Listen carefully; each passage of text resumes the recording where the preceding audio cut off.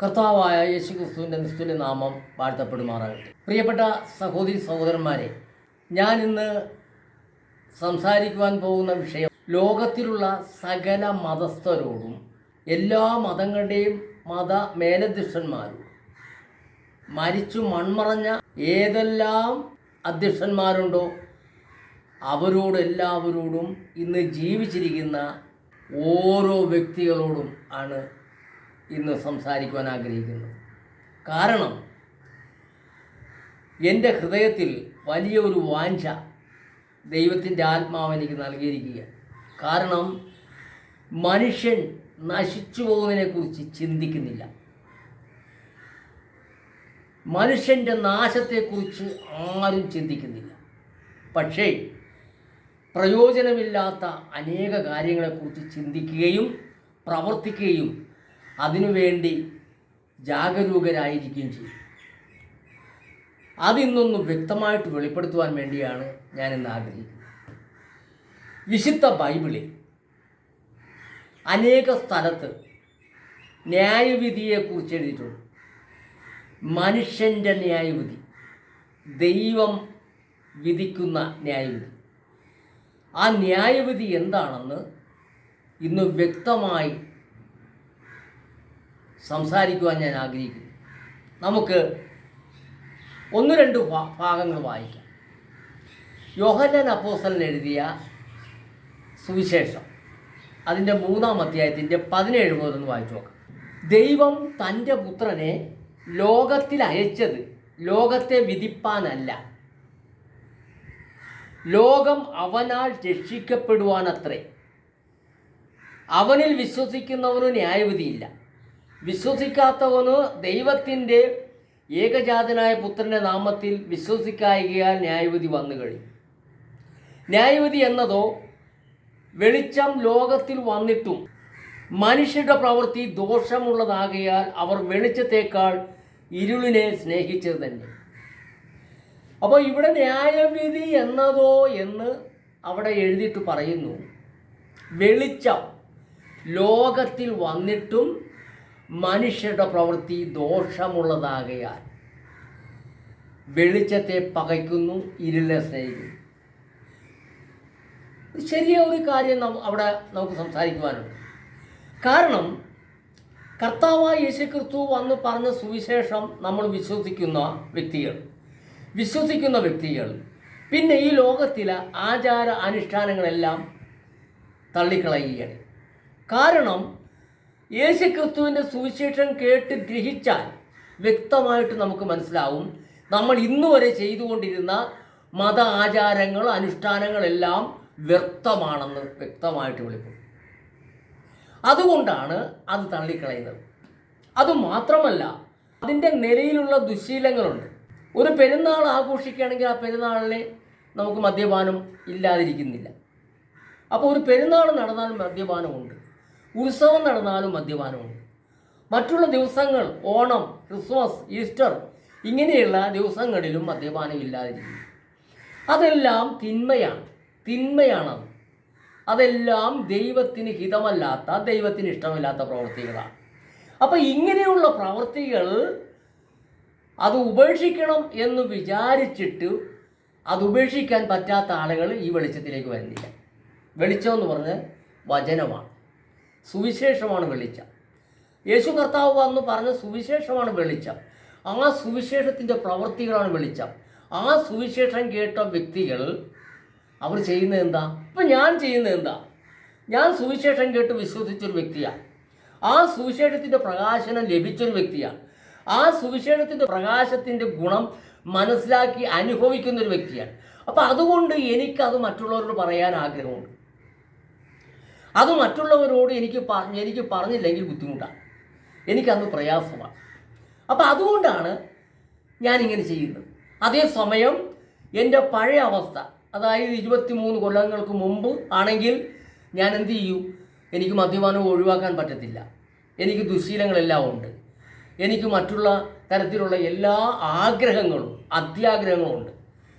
പക്ഷെ അതെനിക്ക് ഉപേക്ഷിക്കാൻ പറ്റുന്നില്ല. പക്ഷേ അത് ഉപേക്ഷിക്കണമെന്നുണ്ടെങ്കിൽ സുവിശേഷം ഉള്ളിൽ വരണം. അപ്പോൾ ഈ ന്യായവിധി എന്നതോ വെളിച്ചം ലോകത്തിൽ വന്നിട്ടും മനുഷ്യരുടെ പ്രവൃത്തി ദോഷമുള്ളതാകയാൽ അവിടെ വ്യക്തമായിട്ട് പറയുന്നത് ഇങ്ങനെയാണ്. വെളിച്ചം ലോകത്തിൽ വന്നിട്ടും മനുഷ്യരുടെ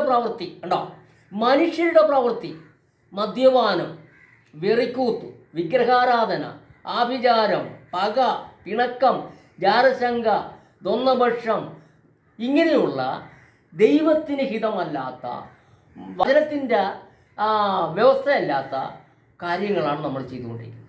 അപ്പോൾ ഇതൊക്കെ ഉപേക്ഷിക്കണം എന്നുണ്ടെങ്കിൽ വചനം വരണം. അപ്പോൾ ഇതുകൊണ്ടാണ് അവിടെ പറയുന്നത് വെളിച്ചം ലോകത്തിൽ വന്നിട്ടും മനുഷ്യരുടെ പ്രവൃത്തി ദോഷമുള്ളതാകയാൽ അവർ വെളിച്ചത്തേക്കാൾ ഇരുളിനെ സ്നേഹിക്കുന്നു. കാരണം എന്താ? ഇങ്ങനെ ജീവിക്കണം. മദ്യപിച്ചും പുകവലിച്ചും ആരാധന നടന്നും അങ്ങനെയുള്ള മോശമായ രീതിയിൽ പോകണമെന്നുള്ളതാണ് മനുഷ്യൻ്റെ ആഗ്രഹം. എന്തുകൊണ്ടാണ് മനുഷ്യൻ ഇതിനെ ആഗ്രഹിക്കുന്നത്? കാരണം ഈ ലോകത്തിലുള്ള മനുഷ്യന് മുഴുവനും വ്യാപരിക്കുന്നത് ഏതാത്മാവാണ്?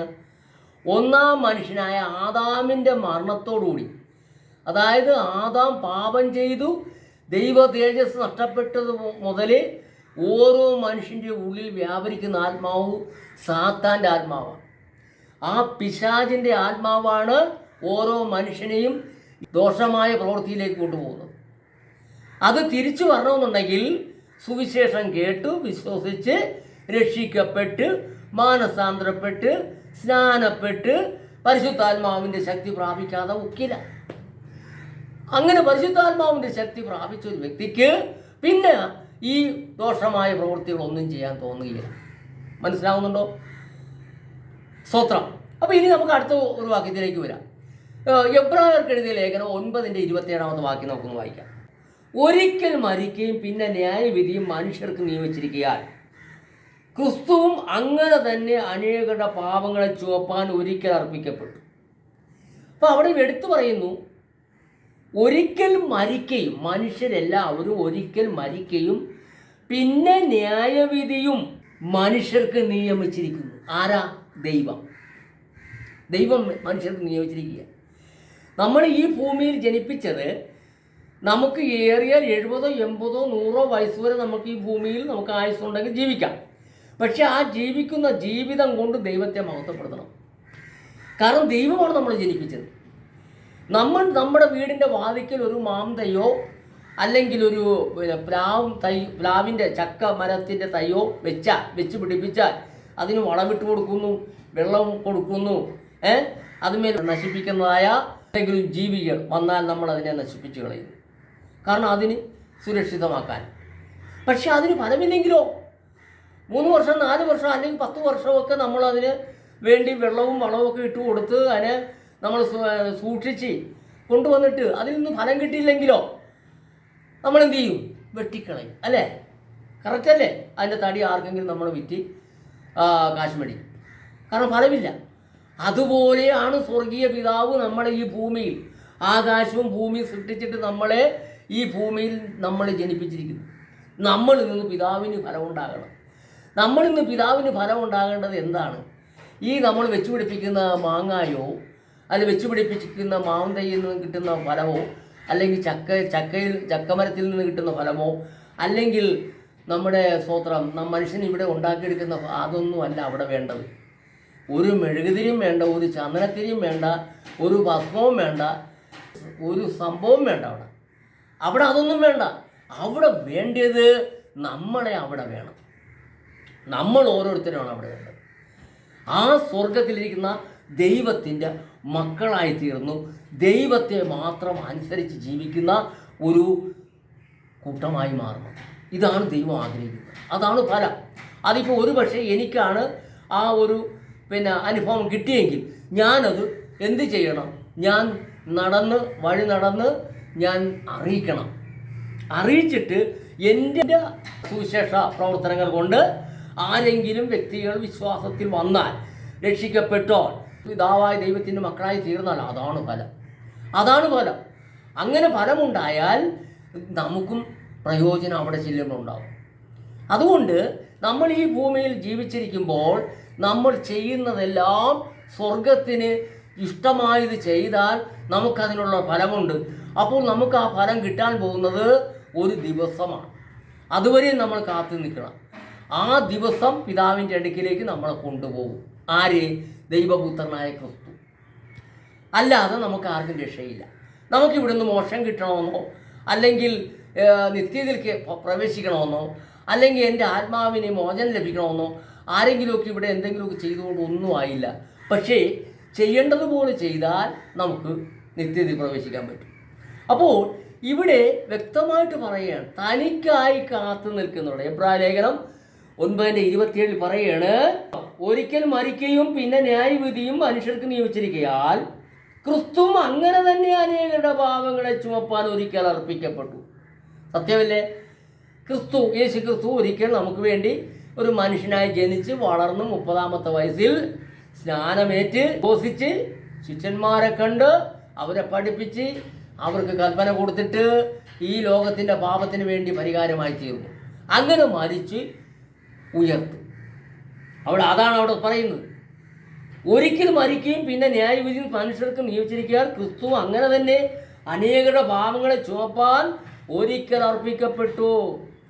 ഇനി തനിക്കായി കാത്തു നിൽക്കുന്നവരുടെ രക്ഷക്കായി അവൻ പാപം കൂടാതെ രണ്ടാമതും പ്രത്യക്ഷം. തനിക്കായി കാത്തു നിൽക്കുന്നവരുടെ അതെന്താണ്? ആ കാത്തു നിൽക്കുന്നവർ കർത്താവായ യേശു ക്രിസ്തു ഈ ഭൂമിയിൽ വന്ന് തൻ്റെ ശിഷ്യന്മാരെ 3.5 വർഷം പഠിപ്പിച്ചു.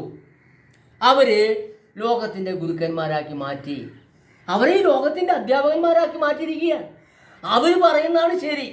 അപ്പോൾ അവർ പറയുന്ന സുവിശേഷം നമ്മൾ കേട്ട് വിശ്വസിച്ച് സ്നാനപ്പെട്ട് പരിശുദ്ധാത്മാവിൻ്റെ ശക്തി പ്രാപിച്ച് സത്യത്തിലും ആത്മാവിലും ആരാധിക്കുകയും ദൈവത്തെ മഹത്വപ്പെടുത്തുകയും ദൈവത്തിൻ്റെ ഇഷ്ടം മറ്റുള്ളവരോട് പ്രചരിപ്പിക്കുകയും തമ്മിൽ സ്നേഹമുള്ളവരായി ഇരുന്ന് കർത്താവിൻ്റെ വരവിന് വേണ്ടി കാത്തിരുന്നാൽ ആ കാത്തു നിൽക്കുന്നവരുടെ രക്ഷക്കായി അവൻ പാപം കൂടെ രണ്ടാമതും പ്രത്യക്ഷനാവുന്നതാണ്. നമ്മളെ രക്ഷിക്കുവാൻ വേണ്ടി, കൊണ്ടുപോകാൻ വേണ്ടി. എന്താണ് ചെയ്യണമെന്ന് കൂടെ വ്യക്തമായിട്ട് പറയുന്നുണ്ട്. നമുക്ക് മർക്കോസിൻ്റെ സുവിശേഷം 16 വരാം. മർക്കോസിൻ്റെ സുവിശേഷം 16-15 വാക്യം വായിക്കാൻ പോയി. പിന്നെ അവൻ അവരോടും, നിങ്ങൾ ഭൂലോകത്തിലൊക്കെയും പോയി സകല സൃഷ്ടിയോടും സുവിശേഷം പ്രസംഗിപ്പീൻ. ഇത് എപ്പോൾ പറയുന്നതാണ്? 14-ാമത്തെ വാക്യം വായിക്കുമ്പോൾ കൃത്യമാവും. പിന്നത്തേതിൽ 11 പേര് ഭക്ഷണത്തിനിരിക്കുമ്പോൾ അവൻ അവർക്ക് പ്രത്യക്ഷനായി. മരിച്ചുയർത്തതിൻ്റെ ശേഷം പ്രത്യക്ഷനായി. തന്നെ ഉയർത്തെഴുന്നേറ്റവനായി കണ്ടവരുടെ വാക്ക് വിശ്വസിക്കായകയാൽ അവരുടെ അവിശ്വാസത്തെയും ഹൃദയകാഠിന്യത്തെയും ശാസിച്ചു. പിന്നെ അവൻ അവരോട്, നിങ്ങൾ ഭൂലോകത്തിലൊക്കെയും പോയി സകല സൃഷ്ടിയോടും സുവിശേഷം പ്രസംഗിപ്പീൻ.